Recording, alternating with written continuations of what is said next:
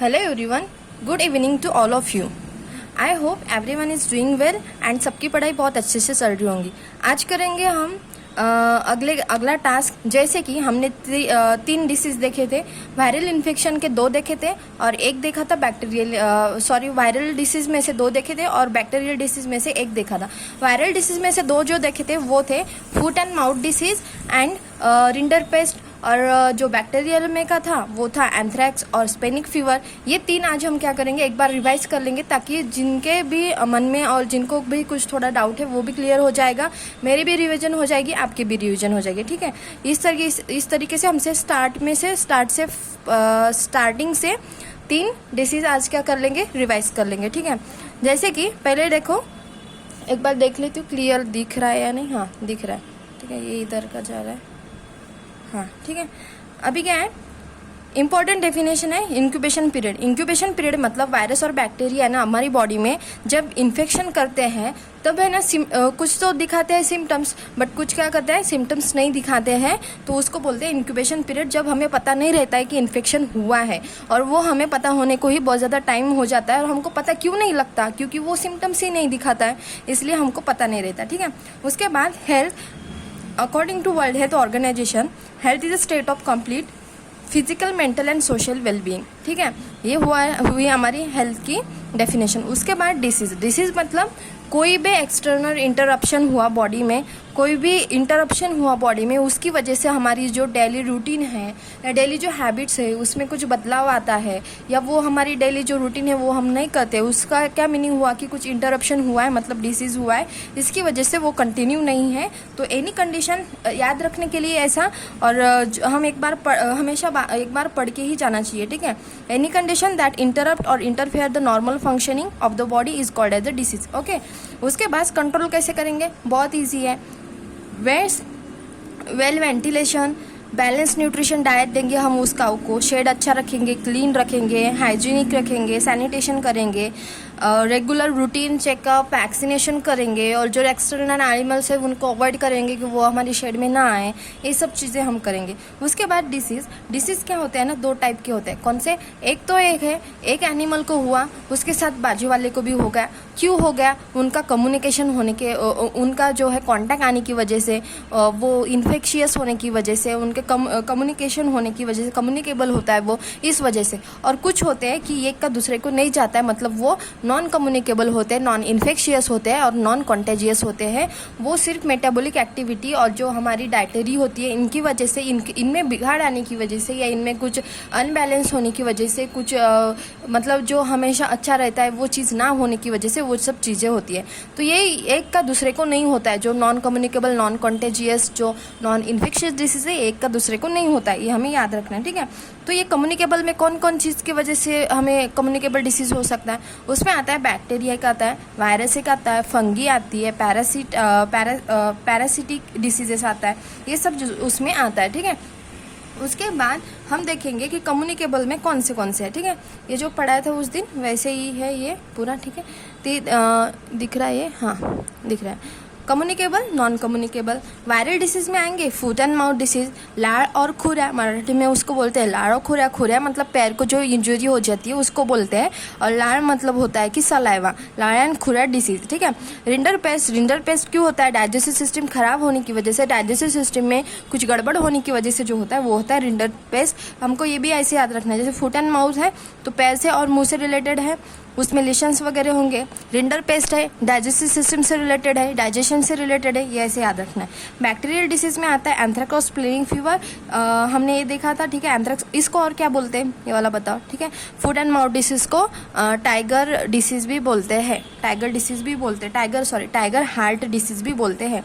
ठीक है, रिंडरपेस्ट हुआ। उसके बाद बैक्टीरियल डिसीज में एंथ्रैक्स और स्प्लेनिक फीवर हो गया, एंथ्रैक्स और स्प्लेनिक फीवर हुआ, एंथ्रैक्स भी बोलते हैं, स्प्लेनिक फीवर भी बोलते हैं। एंथ्रैक्सियस बैक्टीरिया रहते हैं उसमें। ठीक है, स्प्लेनिक फीवर क्यों, इसमें पता चलता है कि स्प्लीन से रिलेटेड है। इसमें क्या होता है, जो हमारा स्प्लीन रहता है बॉडी में, जो स्प्लीन रहता है काऊ के वगैरह, तो वो स्प्लीन की साइज तो इतने रहती है, वो 15 टाइम्स बड़ा हो जाता है, तो स्प्लीनिक फीवर हो गया।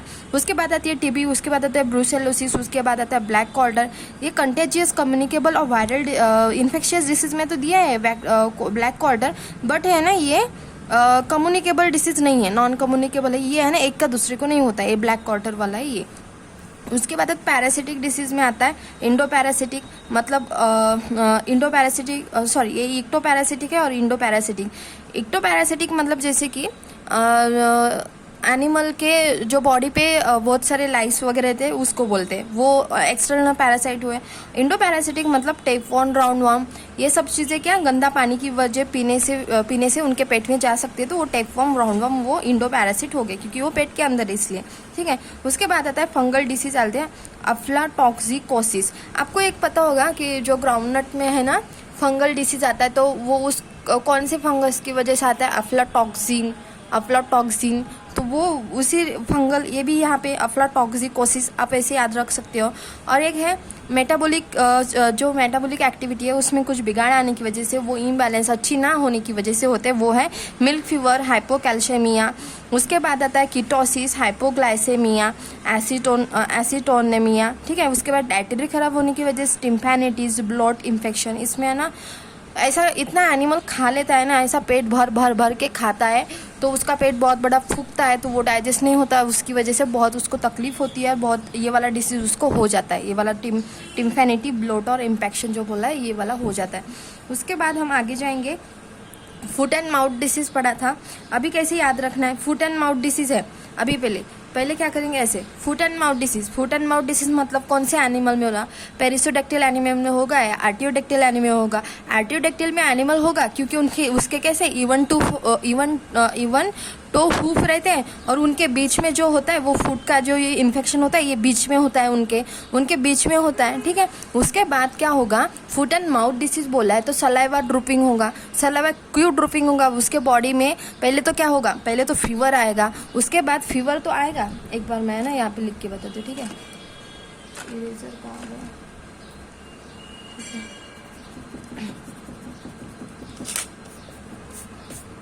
ठीक है।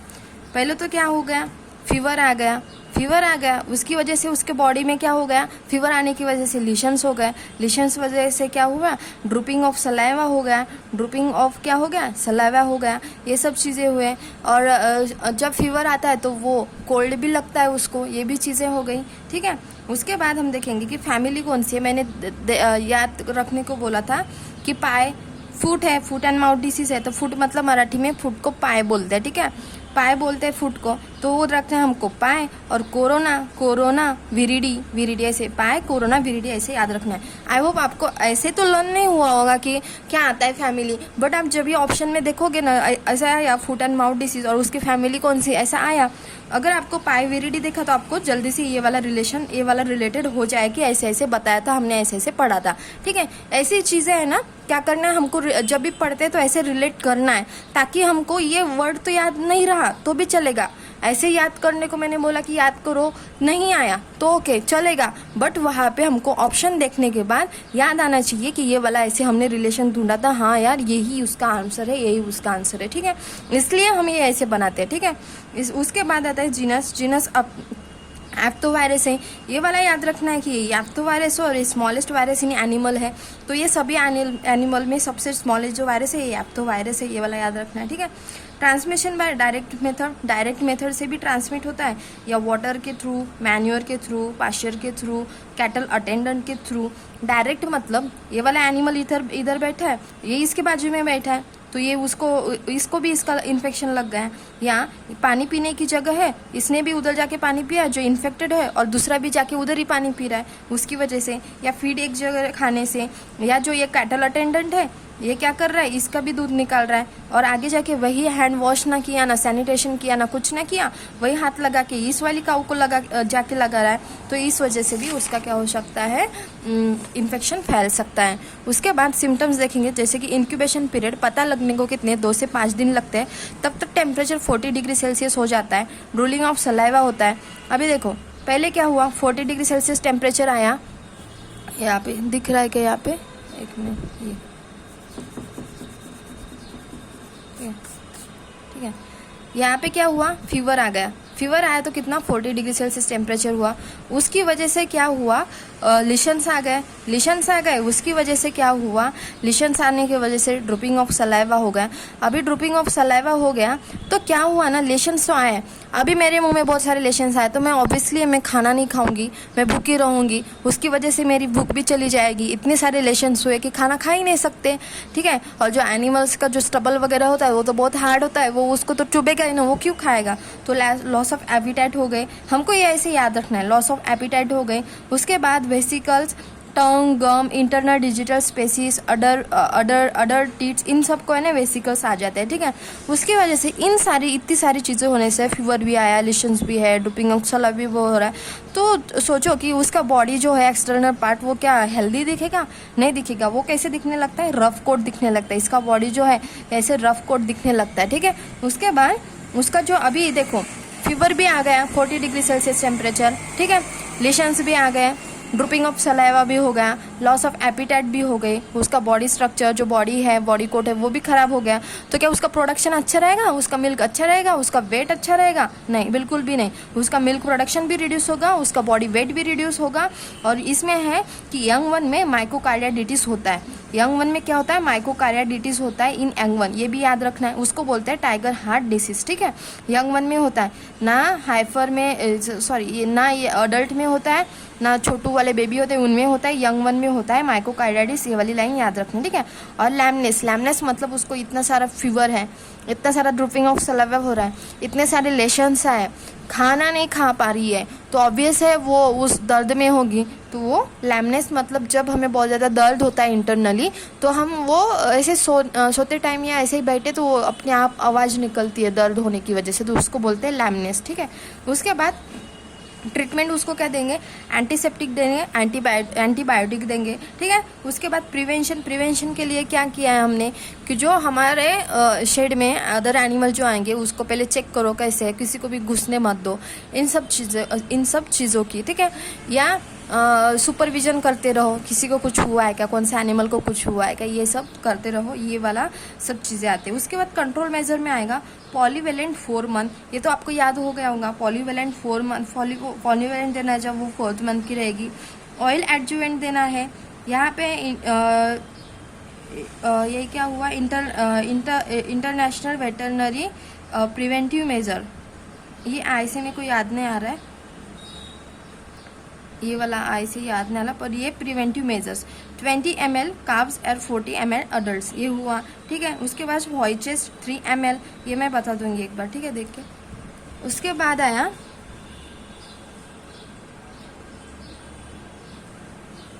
ठीक है रिंडर पेस्ट। उसके बाद हम देखेंगे रिंडर पेस्ट। पहले एफ एंड माउथ डिसीज देखा हमने कैसे होता था पहले ना, फिर से एक बार मैं रिवाइज करती हूँ, आपका भी रिवाइज होगा, मेरा भी रिवाइज होगा। मेरे को याद आता है कि इसलिए देख रही हूँ, आप भी वैसे ही समझो कि आपको याद आता है कि आप वो कैसे कैसे याद रखना है। मैं देखो कि मैं कैसे कैसे याद रखती हूँ, आपको भी वैसे याद रखना है, ठीक है। एफ एंड एम हो गया foot and mouth disease. Foot and mouth disease मतलब ये पैर को हो रहा है और इसके मुंह में भी कुछ हो रहा है, ठीक है, ऐसा है। फुट एंड माउथ डिसीज मतलब ये होगा जो हमारी आर्टियोडेक्टिल एनिमल है इसमें होगा, आर्टियोडेक्टिल एनिमल में हो गया, ठीक है, इनके पैर में होता है। उसके बाद क्या होता है कि उसका जो मुंह, फैमिली देख लेते हैं। फैमिली क्या देखी थी हमने, फुट है तो पाए कोरोना विरिडी ऐसा कुछ तो भी है। उसके बाद हमने क्या देखा था कि जो उसका जीनस है वो क्या था, वो जीनस जो था वो था एप्टोवायरस था। एप्टोवायरस कैसा था, स्मॉलेस्ट वायरस था, सभी एनिमल में स्मॉलेस्ट वायरस था। उसके साथ साथ हमने देखा था कि डायरेक्ट कॉन्टैक्ट से होता है और जो इनडायरेक्ट में वो फूड से होता है, फीड से होता है, वाटर से होता है, अटेंडेंट की वजह से होता है, इन सब चीज़ों की वजह से होता है। उसके बाद हमने उसके सिम्टम्स देखे थे, तो सिम्टम्स में क्या देखा था, फीवर मतलब 40 डिग्री सेल्सियस होता है। उसके बाद उसको ऑब्वियस है फीवर आएगा तो उसके मुंह में लिशंस आएंगे कि ड्रॉपिंग ऑफ सलाइवा होगा। ड्रॉपिंग ऑफ सलाइवा होने की वजह से उसकी लॉस ऑफ एपिटाइट हो जाएगी, उसकी भूख मर जाएगी, खाना नहीं खाएगा। उसकी वजह से क्या होगा, उसका वेट क्या होगा, वेट लॉस होगा। उसकी वजह से उसका मिल्क प्रोडक्शन जो है वो रिड्यूस हो जाएगा। उसके ही साथ साथ और क्या देखा था हमने, उसका जो बॉडी कवर है, लॉस ऑफ एपिटाइट, ये सब चीज़ें हो गई तो उसका बॉडी कवर जो है ये क्या हो जाएगा, रफ हो जाएगा। बॉडी कवर क्या हो जाएगा, जाएगा, रफ हो जाएगा। उसके साथ साथ हमने देखा था कि यंग वन में एक डिसीज आता है तो उसको बोलते हैं मायोकार्डिटिस इन यंग वन, उसको बोलते हैं कौन सा हार्ट, टाइगर हार्ट डिसीज। और याद रखना है कि F N M foot and mouth disease को भी टाइगर हार्ट डिसीज बोलते हैं, ठीक है। और उसके बाद आता है लैमनेस, मतलब वो दर्दनाक आवाज़, ठीक है वो, ठीक है। उसके बाद ये प्रिवेंशन पॉलीवेलेंट 4 मंथ के लिए, ऑयल एडजुवेंट और IVPM 20 ml काउस के लिए याद रखना है, 20 ml काउस, इसके डबल 40 ml अडल्ट के लिए, और वॉइचेस 3 ml के लिए। इतने बार पढ़ लिया तो याद तो हो ही गया होगा, ठीक है।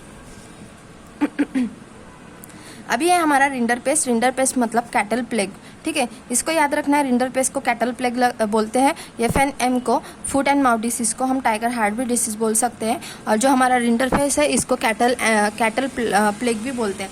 ये मोस्ट डिस्ट्रक्टिव वायरल डिसीज़ है। और फुट एंड माउथ डिसीज़ था वो कैसा था, उनमें जो था जीनस जो था एप्टोवायरस, ये सबसे स्मॉलेस्ट वायरस था। और ये जो डिसीज़ है ये क्या था, मोस्ट डिस्ट्रक्टिव वायरल डिसीज़ है, मतलब सभी स्टेट में है। उसमें क्या है, एक बात बता देती हूँ, तमिलनाडु में है ना, इसको है ना 100% क्या कर लिया, कंट्रोल कर लिया। एक ही स्टेट है 1998 में, 1998 में ये जो तमिलनाडु है मुक्त हुआ था रिंडर पेस्ट डिसीज से, वो भी पूरा की पूरा, ठीक है। उसके बाद आता है कि ये कैसे रिलेटेड है डाइजेशन से रिलेटेड है। उसको क्या होता है ना, क्या होता है, डायरिया हो जाता है, बहुत ज़्यादा डिस्चार्ज होता है, उसके बाद उसकी डेथ हो जाती है। विदिन 10 डेज उसकी डेथ होती है। मैंने यहाँ पे गलती से बता दिया था कि विदिन मिनट, ये विदिन मिनट इसमें नहीं है, वो दूसरे इसमें है। कौन से इसमें है, एंथ्रैक्स डिसीज में, एंथ्रैक्स प्लेन फीवर में है कि उसका प्लेन फटने की वजह से वो सब चीज़ें होती है, तो उसमें इसमें नहीं है। ये विदिन 10 डेज उसका क्या हो जाता है, उसकी डेथ हो जाती है। उसके बाद वायरस क्या है, कॉजल ऑर्गेनिज्म है वायरस, फैमिली कौन सी है, पैरामाइक्सोविरिडी। अभी उधर याद रखना है कि पाई कोरोना है, तो पैरामाइक्सोविरिडी है, ये वाला याद रखना है। जीनस कौन सा है, मॉर्बिलिस। ये बहुत इंपॉर्टेंट है, ये बहुत ज़्यादा इंपॉर्टेंट है क्योंकि ये आगे भी आने वाला है। मॉर्बिलिस हमको याद रखना है कि रिंडर पेस्ट में है। अगर रिंडर पेस्ट जिस और अदर किसी एनिमल में हो रहा है तो हमको वहाँ पे भी जीनस क्या, मॉर्बिली वायरस, ये वाला ही याद रहना चाहिए, ये वाला ही याद आना चाहिए, ठीक है। ये हम रिलेट कर पाएंगे जब हमारा आगे होगा तब, ठीक है। इसके बाद small ruminant also affect. Small ruminant देखो मैंने यहाँ पे बोला था ना कि अदर एनिमल में होगा। PPR पेस्टिडिपेटिस डिसीज। स्मॉल रूमिनेंट कौन सी है, शीप है, और कौन सी है, GOAT गोट है, ठीक है। ट्रांसमिशन कैसे होता है, वायरस फाउंड इन सलावा में, discharge from all opening, temperature 40 to 41 degree Celsius. उसमें भी FNM में फुट एंड माउथ डिसीज में टेम्परेचर कितना हुआ था, 40 डिग्री सेल्सियस, ये भी 41 डिग्री सेल्सियस। इंक्यूबेशन पीरियड कितना है, 3 to 7 डेज का है, 4 to 6 डेज का है, ठीक है। उसके बाद 4 to 6, अब देखो 3 to 7 डेज में पता लगने को, इंक्यूबेशन पीरियड इतने दिन तो छुपा हुआ है, हमको पता ही नहीं है। तो आगे हम जब से सोचे कि इसको क्या हुआ है, कैसे हुआ है, या इसका ये नॉर्मल है, ये सब चीज़ें पता चलने तक उसकी डेथ हो जाती है, ऐसा होता है। इसमें भी देखो, अभी देखो डाइजेशन खराब हुआ है, डाइजेशन से रिलेटेड है तो लॉस ऑफ एपिटाइट होगी, ठीक है। लैक्रिमेशन ऑफ मजल होगा, उसका जो मजल रहता है, ये उसका मुंह का पार्ट है, अगर ये नाक का होता है, ये यहाँ पे ब्लैक पोर्शन होता है ना, ये हमेशा वेट रहता है, तो ये क्या हो जाता है, ड्राई हो जाता है। आर्किंग ऑफ बैक होगा, ऐसे होगा, वो बहुत कमज़ोर हो जाएगी, आर्किंग ऑफ बैक हो जाएगी। शूटिंग और डायरिया की वजह से उसका हमेशा डिस्चार्ज होता रहेगा, ठीक है। अल्सर इन माउथ में अल्सर हो गए, लिप्स पे अल्सर हो गए, तभी तो लॉस ऑफ एपिटाइट हो रहा है। डेथ ऑकर इन टेजेज after the onset of symptom जब से चालू हुए तब से क्या होगा, उसका डेथ हो जाएगा, 10 डेज में डेथ हो जाएगा। ये हमको क्या होना है, पता रहना चाहिए। सिम्टम्स लगभग सभी के सेम है, ये याद रखना है किस में 10 डेज में डेथ होती है, किस चीज़ में 1 दिन में ही हो जाती है। बहुत एक्सट्रीम केस में वहाँ पे क्या बोला था, पैराक्यूट सिम्टम बोला था, किस में, एंथ्रैक्स और स्प्लेनिक फीवर में। प्रिवेंशन कंट्रोल है segregation of affected animal periodically और routine and disinfection by the set, ये करना है। उसके बाद है यहाँ पे tissue culture rinderpest vaccine. अगर ऐसे आया कि ये वैक्सीन किसकी है, ये ऐसे आ गया कि वैक्सीन किसकी है, तो हमको ये वाला याद रहना चाहिए, रिंडर पेस्ट वैक्सीन मतलब रिंडर पेस्ट डिसीज की है। उसके साथ गोट टिश्यू कल्चर वैक्सीन, तो ये भी रिंडर पेस्ट का है, क्योंकि rinder paste small ruminant animal है, उनको भी होता है, गोट और शिप को। ये भी हमको यहाँ से रिलेट करके याद रखना है। उसके बाद ट्रीटमेंट हुई, एंटीबॉडीज हो गई और एस्ट्रिंजेंट हो गए। और फ्लूइड थेरेपी मतलब क्या है, जो हमारी काऊ है उसको क्या करना है, पानी डाल के क्या करना है, धोना है, अच्छे से धोना धोना है और उसको ज़्यादा से ज़्यादा क्या करना है, पानी पीने के लिए देना है, ठीक है, पानी क्या करना है, पीने के लिए देना है। उसके बाद since 1998 free from the rinderpest, ऐसा कौन सा स्टेट है, तमिलनाडु एक ऐसा स्टेट है जो फ्री फ्रॉम द रिंडरपेस्ट हुआ है, ठीक है। फिर से देखेंगे एक बार, जैसे कि रिलेट करके, रिंडरपेस्ट है, रिंडरपेस्ट है कैसे रिलेटेड है, डाइजेशन से रिलेटेड है, डाइजेशन से रिलेटेड है मतलब इसमें क्या होगा, डायरिया होगा, डायरिया होगा तो डिस्चार्ज होगा, डिस्चार्ज बहुत ज़्यादा होगा, डिस्चार्ज होगा तो क्या होगी, उसकी डेथ हो जाएगी। ये वाले उसके क्या है, मेन सिम्टम्स है। इसको 3D बोल सकते हैं, ट्रिपल डी बोल सकते हैं। उसके साथ साथ उसके सिम्टम्स देखे जाए, पहले फैमिली देख लेते हैं। फैमिली की थी माइकोपैराविरिडिस थी, फैमिली क्या थी, माइकोपैराविरिडिस थी उसकी फैमिली। उसके साथ जीनस क्या था, जीनस कौन था, मॉर्बिली वायरस उसका जीनस था। उसके साथ साथ हमने सिम्टम्स देखे थे, सिम्टम्स में क्या था कि उसका बॉडी टेम्परेचर 40 डिग्री सेल्सियस होता है, ठीक है, बॉडी टेम्परेचर 40, उसके जो लेशंस आते हैं तो उसकी वजह से लॉस ऑफ एपिटाइट हो गया, तो वो बहुत ज़्यादा क्या हो गया, कमज़ोर हो गया। इन सब चीज़ों की वजह से, कमज़ोर होने की वजह से वो क्या, उसका आर्किंग ऑफ बैक हो गया, ऐसा बैक क्या हो गया, ऐसा बैक हो गया। अभी ये एनिमल है तो उसका बैक कैसे होता है, ऐसे होता है, ठीक है। इन सब चीज़ों का क्या है, यहाँ पे सिम्टम्स है। फिर क्या होता है, कमज़ोर तो होता है, उसके ही साथ साथ बस यही सब दिया है वो। फिर 10 दिन में हमको पता चलने तो उसका 10 दिन में क्या हो जाती है, डेथ हो जाती है। यही उसके सिम्टम्स है, लगभग सिम्टम्स सभी के सेम ही होते हैं, ठीक है। उसके साथ साथ वायरल डिसीज में था वो। अभी हम देखेंगे कि बैक्टीरियल डिसीज। अभी बैक्टीरियल डिसीज में क्या है, एंथ्रैक्स, स्प्लेनिक फीवर, इसमें आता है स्प्लीन याद रखना है। ब्लैक क्वार्टर मतलब ये हमारी काऊ हो गई, ये हमारी काऊ है, ऐसे ये वाला उसका फ्रंट पार्ट है, देखो ये हमारी काऊ है, तो इसके है ना ये वाले पोर्शन में ये सब चीज़ें होती है, ये वाली पोर्शन के, क्योंकि ये वाला पोर्शन है ना वो बैठती है तो ये वाला पोर्शन दब जाता है, तो इसमें क्या, यहाँ पे क्या होता है ना, ब्लड फ्लो नहीं हो पाता, तो यहाँ पे क्या है ना, ऐसे बल्ज हो जाते हैं, और उस चीज़ में वो सब क्या एक बार ऐसा एक्सट्रीम हो जाता है तो ये फट जाता है, ऐसा कुछ जो भी होता है उसमें हम आगे देखेंगे क्या है। उसके साथ साथ हेमोरेजिक सेप्टिसेमिया, ये कैसे रिलेटेड है, रेस्पिरेटरी सिस्टम से रिलेटेड है, श्वसन से रिलेटेड है। बोविन टीबी, ट्यूबरक्लोसिस सबको पता है, खोख। उसके बाद है ब्रुसेलोसिस रिप्रोडक्टिव सिस्टम को डैमेज करता है, और उसके साथ साथ जो हमारा पेट में जो भी एम्ब्रियो रहता है या फिटस एम्ब्रियो जो रहता है वो उसको क्या करता है, उसको भी हार्म करता है, उसको भी खा जाता है। इतना ये भयंकर क्या होता है, बैक्टीरिया होता है, उसको भी डिस्ट्रॉय कर देता है। जो बेबी होता है पेट में उसको भी डिस्ट्रॉय करता है ये ब्रुसेलोसिस। और इसका वैक्सीन है ना, लाइफ में एक टाइम ही लेना पड़ता है, एक टाइम ही ले लो, बात खत्म। तो सब फार्मर्स को याद रखना चाहिए कि एक बार ही देनी पड़ती है, तो इसको दे के आए, क्योंकि ये बहुत भयंकर डिसीज़ है ब्रुसेलोसिस। उसके बाद मैस्टिटिस, ये अडर से रिलेटेड है। अडर को मतलब अडर में कुछ जैसे कि है ना 25 टाइम्स क्या होता है, ब्लड अडर से फ्लो होता है, ब्लड क्या होता है 25 टाइम्स अडर से फ्लो होता है ना, तभी जाके 1 ml मिल्क रेडी होता है, मतलब तैयार होता है, ऐसा है। तो अडर इतना इम्पोर्टेंट है, इसलिए यहाँ पे कुछ डैमेज होता होगा, यहाँ बैक्टीरिया की वजह से कुछ इन्फेक्शन होता होगा, वो आगे हम देखेंगे मैस्टिटिस डिसीज़ में, ठीक है। उसके साथ साथ आज हम कौन सा देखेंगे आगे की, एंथ्रेक्नोज स्प्लेनिक फीवर कैसे होता है। पहले एनिमल कौन सा है, कैटल वगैरह, ठीक है। उसमें क्या है, स्प्लीन है, ये हुआ उसका स्प्लीन, ये हुआ उसका नॉर्मल स्प्लीन। अभी बढ़ गया ये 10 से 15 टाइम्स, ये क्या हो गया, फूक गया, बढ़ गया, ठीक है। उसको बोलते हैं ये 10 to 15 times large than the normal हो गया। क्यों हो गया, बैसिलस एंथ्रेसिस बैक्टीरिया की वजह से इसका इन्फेक्शन हुआ है, इसको इसका इन्फेक्शन हुआ है, तो ये ऐसा बन गया है, ठीक है। Also called as wool sorters disease क्यों, अभी समझो कि ये वाली कंपनी है, यहाँ पे क्या है ना, सब जो हमारी क्या है, ये क्या बोलते हैं उसको, शीप, यहाँ पे सब शीप को ला रहे, क्यों ला रहे हैं, उसका वूल निकालने के लिए, वूल रिमूव करने के लिए। अभी ये जो आदमी है ये इसका निकालेगा, और इसको भी वो क्या हुआ है, वो बैक्टीरिया इसमें है, तो ये उसके नाक के थ्रू इसके बॉडी में भी चला जाएगा। तो ऐसा भी क्वेश्चन आता है कि ऐसा कौन सा बैक्टीरिया है जो एनिमल को तो होता है, उसके साथ साथ उसका कॉन्टैक्ट इंसान को आने की वजह से उसमें भी ट्रांसफर होता है, तो वो है एंथ्रैक्स और स्प्लेनिक फीवर। इसमें एंथ्रैक्स बैक्टीरिया है, वो सब इसमें होता है, ठीक है। Also called as wool sorters disease. ये हुआ। उसके बाद bacteria are more resistant. Bacteria कैसे रहते हैं? मोर रेजिस्टेंट रहते हैं, और वो क्या करते हैं? किल जल्दी नहीं हो पाते, not kill by the heat, light and the disinfectant. उसके बाद हम देखेंगे उसके सिम्टम्स। इसमें भी हाई टेम्परेचर हो गया, फीवर आ गया, शिवरिंग हो गई क्योंकि ठंडी लग रही है, डाइजेशन खराब है, एब्डोमिनल पेन है, और डेथ विद इन मिनट हो जाती है। डेथ विद इन ये कब होता है? बहुत ज़्यादा एक्सट्रीम कंडीशन होती है तब होता है। फीवर आना, उसकी वजह से शिवरिंग होगा, डाइजेशन खराब होना, और विद इन मिनट क्या हो जाना? डेथ होना। विद इन मिनट डेथ अगर आया तो आपको खट से याद रखना है कि ये एंथ्रैक्स में और स्प्लेनिक फीवर में होता है। एंथ्रैक्स और स्प्लेनिक फीवर में होता है। पैराक्यूट मतलब एक्सट्रीमली सीवियर सिम्टम्स होता है। उसके बाद एक्यूट सिम्टम मतलब नॉर्मल, इससे कम एक्सट्रीम कंडीशन नहीं but come. Blood from the all orifice, सभी ओरिफिस से क्या होगा?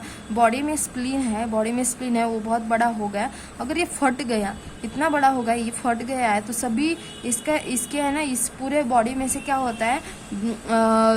ब्लड है ना, पूर्ण बॉडी में से जो सब ओपनिंग्स रहते हैं उसमें से ब्लड बाहर आता है, पूरा ब्लड बाहर आता है, ठीक है। उसके बाद जो इसका ये जो एनिमल है, इसका ये सब हालत ये हो गई, तो ये मरने के बाद हम क्या करेंगे? इसको ऐसे खुला छोड़ देंगे ताकि ये बैक्टीरिया इधर उधर फैल जाए सबको? नहीं, ऐसा नहीं करना है। उसको अच्छे से जाके डिस्ट्रॉय करना है। उसका थोड़ा भी जो है बॉडी का पार्ट हो, कारकास मतलब ऊपर की चमड़ी, वो सब चीज़ें हैं ना बिल्कुल भी रहने नहीं चाहिए, ताकि वो किसी बैक्टीरिया फैल ना पाए। तो उसको अच्छे से डिस्ट्रॉय करना है। और हमको पता है कि वो स्प्लीन जो होता है कितना, ये है 1%, तो इसे 10 या 15 टाइम वो क्या है? फूक जाता है, बड़ा हो जाता है, ठीक है। ट्रांसमिशन कैसे होता है? अगर वही एनिमल जो फटा हुआ वो स्प्लीन लेके वो कहीं जाए, वाटर पीने जाए, फूड खाने जाए, तो यहाँ से ट्रांसमिशन हो सकता है बाय इंसेक्ट, डॉग्स। ऐसे इंसेक्ट उसको लगी है, वहाँ से खा रही है उसका खून खराब वाला, और दूसरे इसको जाके चिपक रही है, ऐसे डॉग, कार्निवोरस, वाइल्ड बर्ड, इन सब चीज़ों की वजह से उनमें भी जा सकता है ना ये, इसलिए वुड सॉटेक डिसीज बाय मैन। और उसके साथ साथ कंट्रोल कैसे करेंगे? हाइजीनिक रखेंगे, careful about कारकास, dissection with Lizol 5% at least 2 days, strong solution of formalin, sodium hydrosol 5 से 10%, ये सब उसमें कंट्रोल करने के लिए आता है। उसके बाद क्या क्या याद रखना है? ये तो हमको पता है, केयरफुल अबाउट द कारकास। लाइजोल जो हम यूज़ करते हैं, वो यूज़ करते हैं घर में वगैरह यूज़ करते हैं। लाइजोल 5% एटलीस्ट 2 days उसको, क्योंकि ये खतरनाक रहते हैं, जल्दी मरते नहीं इसलिए। Strong solution of formalin, sodium hydrosol 5 से 10%, ये वाला याद रखना है, 5 से 10%। फॉर्मेलिन, सोडियम हाइड्रोसोल 5 से 10%। उसके बाद ट्रीटमेंट देनी है, तो उसमें एंटीबायोटिक तो देनी है, एंटीबायोटिक देनी है बैक्टीरिया के, इसलिए तो एंटी एंथ्रैक्स सीरम ये है ना, ये भी तो इम्पॉर्टेंट है, बट ये बहुत ज़्यादा एक्सपेंसिव होता है, बहुत महंगा होता है, तो फार्मर्स इसको लेते हैं। बट हमको याद तो रखना है, ये पेनिसिलियम है 5 मिलियन, या स्मिलियन नहीं है, स्मिलियन पढ़ेंगे नहीं तो कोई लोग, ये 5 मिलियन यूनिट ट्वाइस डेली, ठीक है। स्ट्रेप्टोमाइसिन है 8 से 10 ग्राम डेली इन 2 डोजेस, 8 से 10 ग्राम डेली इन 2 डोजेस, 2 डोजेस में देनी है 8 से 10 ग्राम। वैक्सीनेशन, ये जो है ऑक्साटेट्रासाइक्लिन जो है, हमको ये वैक्सीनेशन के थ्रू देनी है। और एंटी एथ्रैक्सिनम जो है intravenously in doses of 100 daily, 250 daily in effective conjunction with an antibiotic. But है ना, ये देते ही नहीं है, जो फार्मर है ये देते नहीं, क्योंकि ये बहुत ज़्यादा एक्सपेंसिव होता है, वो नहीं कर सकते, इतना अफोर्ड नहीं कर सकते, तो फिर वो क्या करते हैं? मरने देते हैं उस एनिमल को, ऐसा होता है। तो अगर ऐसा आया कि एंटी एंथ्रैक्स सीरम है, वो कितना देना पड़ता है? तो 100 to 250 daily, 100 to 250 daily in effective in conjunction with an antibiotic. और जो स्ट्रेप्टोमाइसिन है 8 से 10 ग्राम 2 टाइम देनी है। पेंसिलियम कितने? 5 मिलियन यूनिट्स देने हैं ट्वाइस डेली, 2 टाइम देने हैं। एंटीबायोटिक्स और ये है एंटी एंथ्रैक्स सीरम, ये है 10 से 250। ये ऐसी सब चीज़ें हैं। आई होप आपको समझ में आया होगा, आपका रिवीजन अच्छे से हुआ होगा। एक बार खुद से याद करने की कोशिश करो, वो भी ऐसे लिख के करो, तो आपका परफेक्ट हो जाएगा। और मेरा तो आज हो गया, मैंने ट्राई कर लिया कि मेरा रिवीजन हुआ कि नहीं है, मेरा बहुत अच्छे से रिवीजन हुआ है। आई होप आपका भी हुआ होगा, आपको भी अच्छे से समझ में आया होगा। कुछ चीज़ें जो क्लियर नहीं हुई होगी वो भी हुआ होगा। देखो पहले दिन पढ़ा था तो कितना ज़्यादा कन्फ्यूजन था ना, ये कैसा है क्या है। सेकंड टाइम भी रिवीजन कर लिया। ये अभी हमारे 3 डिसीज़ की 3rd टाइम रिवीजन है, 2 डिसीज़ की 3rd टाइम है, और जो हमारा कौन सा हुआ है बैक्टीरियल डिसीज़ में से एक हुआ है एंथ्रैक्स, उसकी 2nd टाइम रिवीजन है। मुझे तो सब क्रिस्टल क्लियर हुआ है, आई होप आपको भी हुआ होगा। Thank you so much.